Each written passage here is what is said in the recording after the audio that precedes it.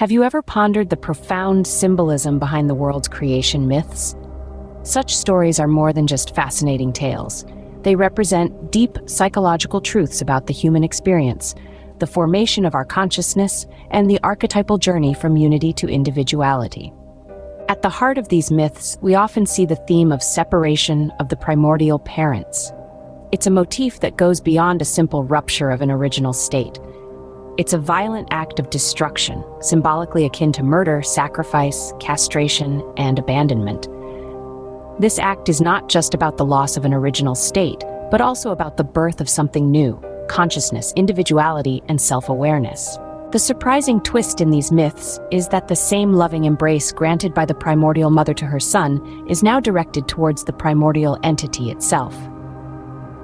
In numerous mythologies, the sun god castrates the father god, severing the primeval dragon and constructing the world from its remains. The infliction of a flaw, a wound, or a mutilation is a prerequisite for all creation. Here we encounter two archetypal motifs that exist together and appear in creation myths. Without the killing of the old parents, their abandonment, and neutralization, there can be no beginning.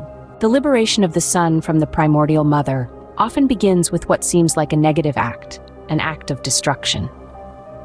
The psychological interpretation of this allows us to understand the symbolic nature of masculinity that lies at the root of consciousness.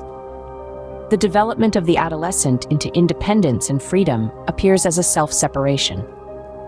To become self-aware, to be aware at all, starts with a refusal of the primordial mother, the mighty unconsciousness. The formation of the ego can only develop by differentiating itself from what is not ego, and consciousness only arises when it separates itself from what is unconscious.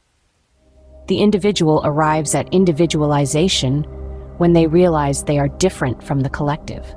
The shattering of the original primordial state leads to a differentiation in duality, leading to the decomposition of the original ambivalence, the division of the hermaphrodite, and the splitting of the world into object and subject, inside and outside, the creation of good and evil. Naturally, the moment a person becomes self-aware and acquires an ego, they feel separated from the world, since they contain another mighty side that opposes the process of developing consciousness. This means that as long as their ego is not mature, they will always find themselves with doubt that can lead to despair and even self-destruction, the ultimate murder of the ego, culminating in its death in the mighty mother. In summary, the creation myths and the archetypal motif of the separation of the primordial parents represent the psychological journey from unity to individuality, the birth of consciousness, and the constant struggle between the collective unconscious and the developing ego. These myths remind us that our journey to self-awareness and individuality often starts with an act of symbolic destruction and separation. However, it is only through this act of destruction that we can truly begin to understand ourselves and the world around us.